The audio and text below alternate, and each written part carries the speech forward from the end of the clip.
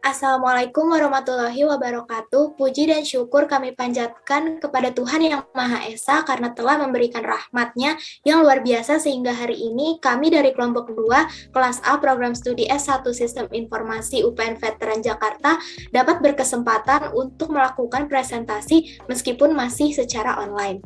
Hari ini kami akan mempresentasikan analisis terhadap unit penjualan PT Starbucks Indonesia. Boleh di next?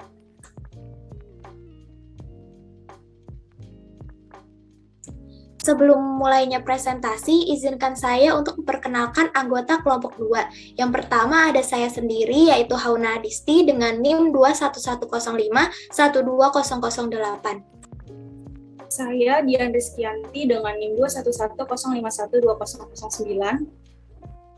Saya Elsa Claudia Rolina dengan NIM 21105120021.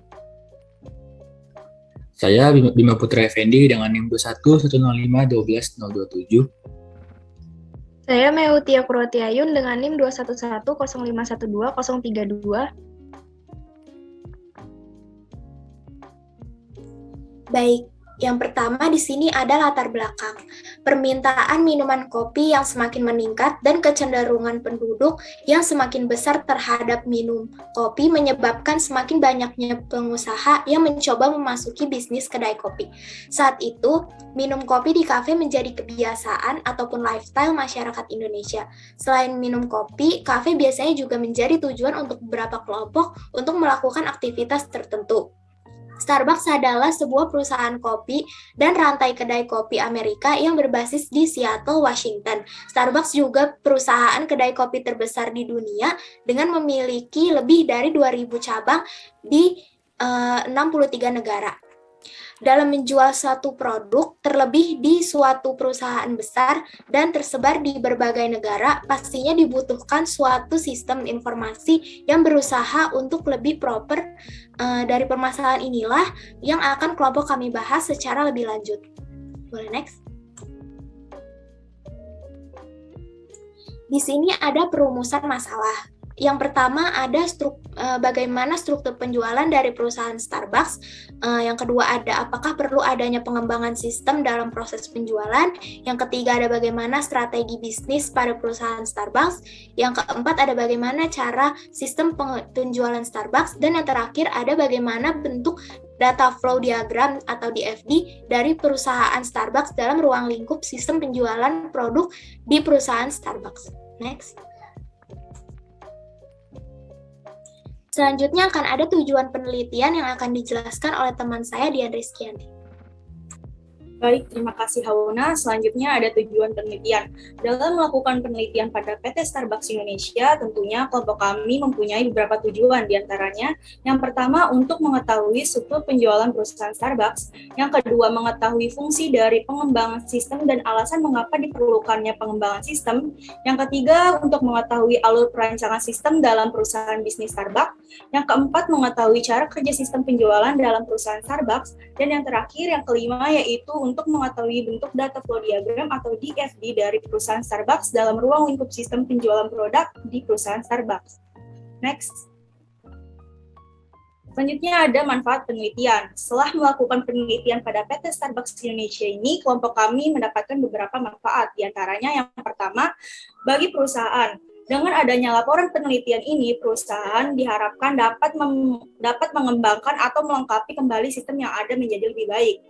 Yang kedua, bagi akademik, sebagai bahan pembelajaran untuk menganalisis rancangan sistem khususnya pada unit penjualan Starbucks. Dan yang terakhir, bagi pembaca atau pengguna, diharapkan pembaca dapat menambah ilmu atau wawasan terhadap penganalisaan rancangan sistem dan laporan ini dijadikan referensi dalam mengembangkan sistem atau wawasan terhadap menganalisa rancangan sistem. Sekilas tentang PT Starbucks. Perusahaan kopi yang didirikan oleh 3 laki-laki bernama Jerry Beltwin, Gordon Bowker, dan Jeff Seigel sebelumnya akan dinamakan Pickout. Namun beberapa orang tidak sepakat dan akhirnya muncul nama Starbucks yang diambil dari nama salah satu kru kapal dalam novel yang bernama sama yakni Starbuck. Starbucks menjadi semakin besar setelah Howard Schultz bergabung sebagai direktur pemasaran pada tahun 1982. Awal penjualan meningkat karena Starbucks menjadi pemasok kopi ke restoran dan bar. Schultz juga menjadi orang yang mengembangkan konsep coffee house untuk ditetapkan di kedai-kedai Starbucks. Sejak itu, pembukaan gerai-gerai baru Starbucks seolah tidak terbendung. Kedai demi kedai dibuka di berbagai lokasi di Amerika Serikat dan Kanada. Jumlahnya mencapai 1.000 lebih.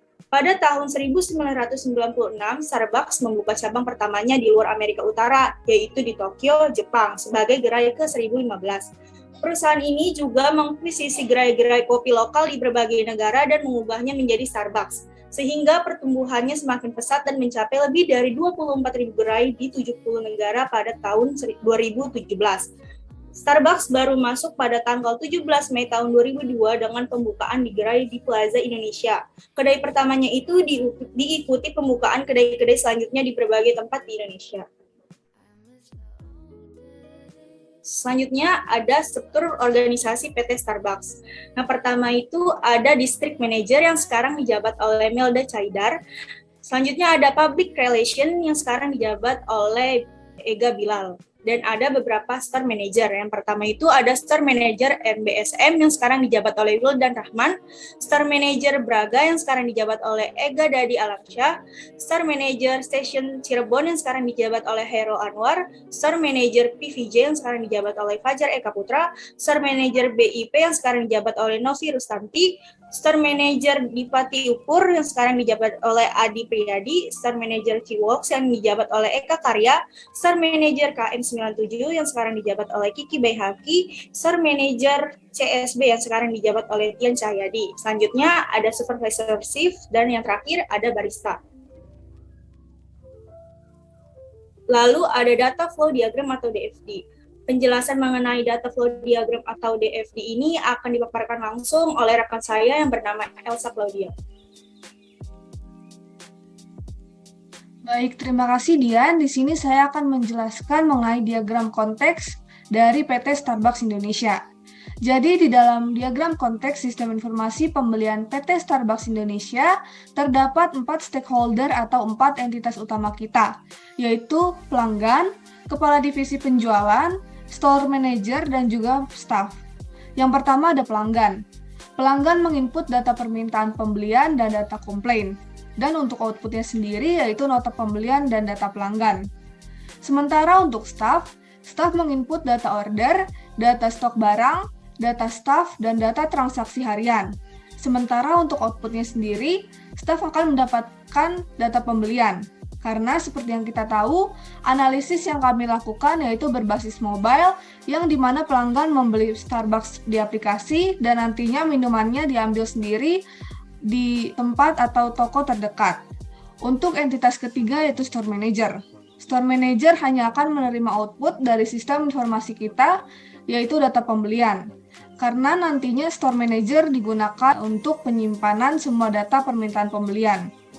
Sementara untuk kepala divisi penjualan hanya akan mendapat output dari sistem informasi kita, yaitu output laporan data pelanggan, laporan stok barang, laporan penjualan, dan laporan komplain. Next. Jadi di dalam diagram level 0 ada 4 proses dari sistem pembelian PT Starbucks Indonesia, yaitu pemesanan, pembelian, pengambilan, dan laporan. Untuk proses yang pertama yaitu pemesanan. Terdapat 3 entitas utama yang tergabung, yaitu entitas pelanggan, entitas staff, dan store manager.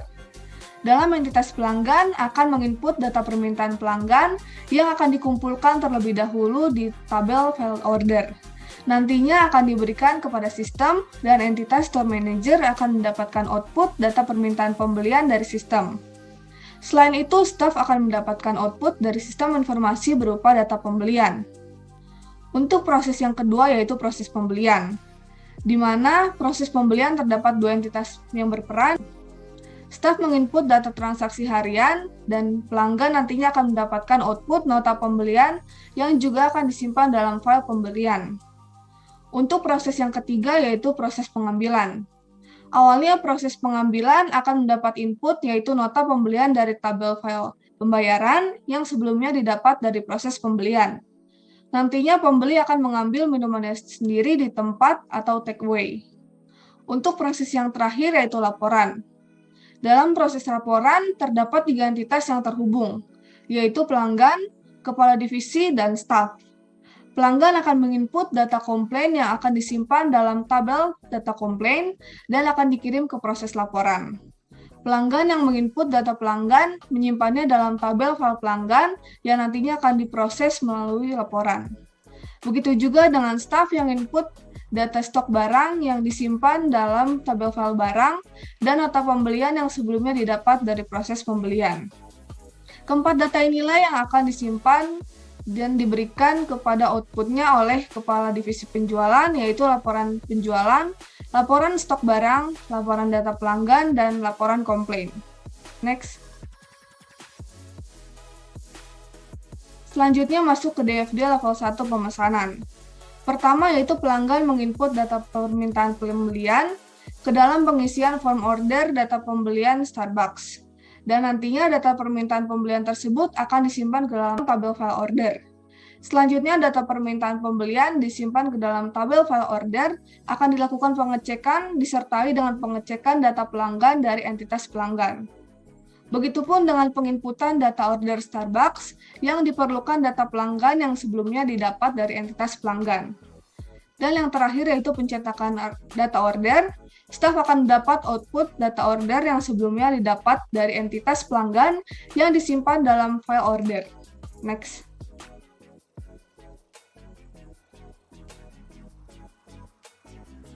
Selanjutnya masuk ke DFD level 1 pengambilan. Dalam pengambilan ini diawali dari proses pembayaran di mana pelanggan menginput data pembayaran dan staf menginput data order yang sebelumnya didapat dari file order. Selanjutnya proses pencetakan pembelian, di mana sistem akan mengirim nota pembelian yang sebelumnya disimpan di dalam file pembayaran, dan nota pembelian tersebut akan diberikan kepada pelanggan. Atau dengan kata lain, entitas pelanggan akan mendapat output nota pembelian pada proses ini. Tahapan ketiga yaitu pengambilan pesanan. Dalam tahapan ini, diawali dengan pelanggan mendapat output data gerai yang diperoleh dari tabel file gerai, kemudian menginput data pengambilan pesanan dan diberikan kepada staf. Dan staf menginput data pengambilan pesanan ke dalam proses pengambilan pesanan. Next.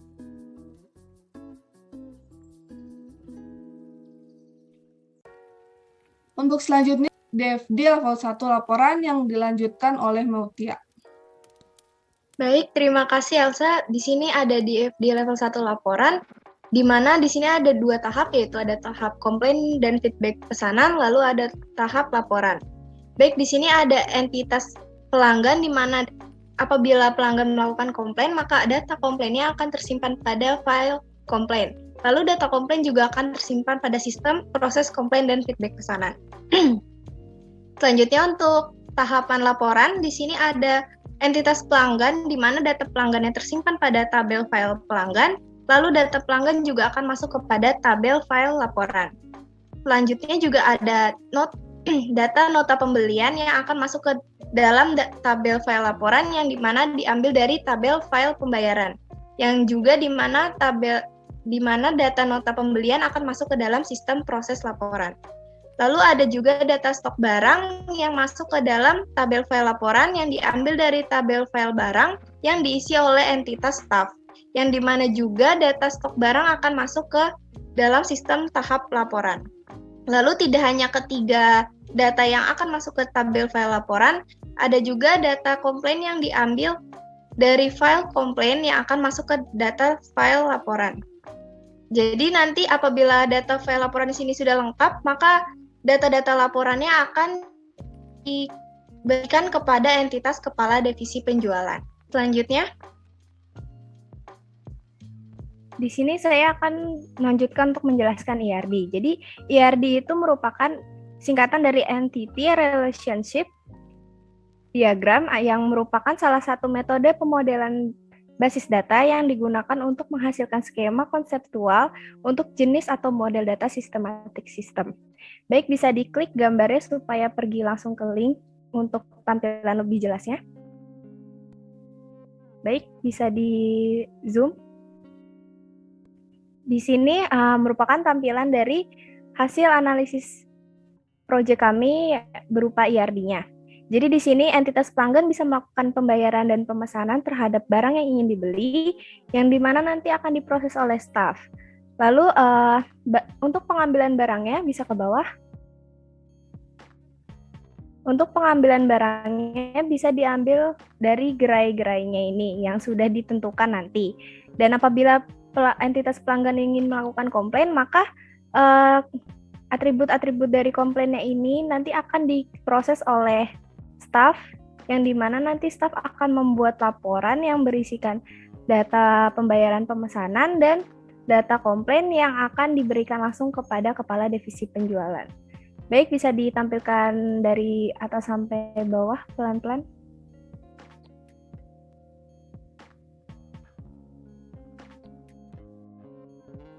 Baik, kembali lagi ke PowerPoint-nya. Baik, next slide.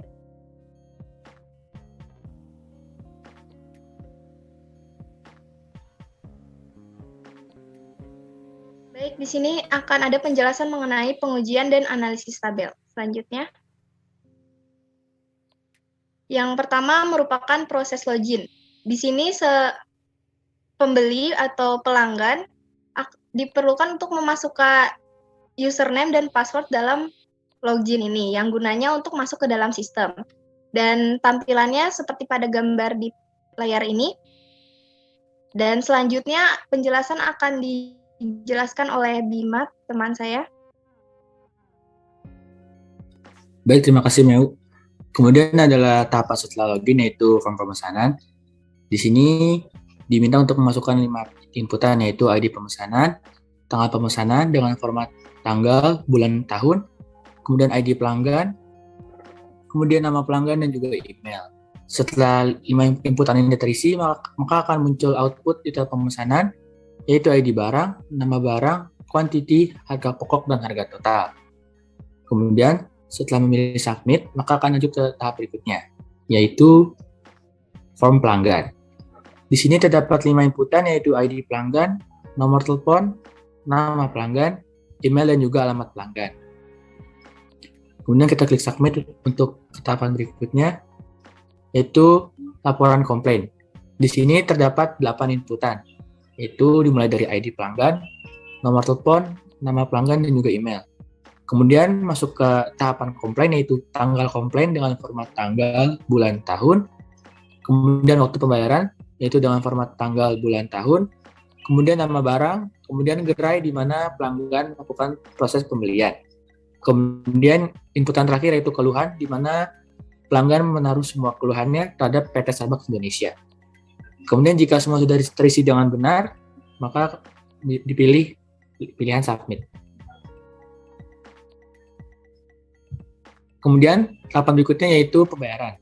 Di sini formulir pembayarannya di awal diminta input yaitu ID pelanggan, nama pelanggan, email, dan juga nomor telepon. Setelah 4 inputan tadi terisi, maka akan muncul output rincian pembayaran yang berisi ID pembayaran, nama barang, gerai, waktu pembayaran, total harga, dan juga metode pembayaran. Kemudian selanjutnya, Baik, selanjutnya ada nota pembelian. Jadi di nota pembelian ini setelah pelanggan selesai melakukan seluruh rangkaian proses pembelian, nantinya pelanggan akan mendapatkan nota pembelian yang berisikan detail pesanan seperti yang ada di gambar ini. Jadi nantinya pelanggan juga akan bisa langsung mendownloadnya. Boleh next? Berdasarkan observasi dan analisis yang telah dilakukan, ada beberapa hal yang dapat kami simpulkan. Jadi yang pertama, dengan diterapkannya sistem informasi penjualan ini, pengelolaan data stok bahan baku dan stok barang akan terorganisir menjadi lebih baik. Lalu juga data yang ada pada sistem juga akan lebih akurat. Lalu yang kedua, dengan sistem informasi penjualan ini, pembuatan laporan dapat lebih cepat dibuat dan diterima oleh perusahaan Starbucks secara lebih cepat. Lalu yang terakhir, dapat mengurangi resiko kehilangan data akibat kelalaian manusia. Boleh next?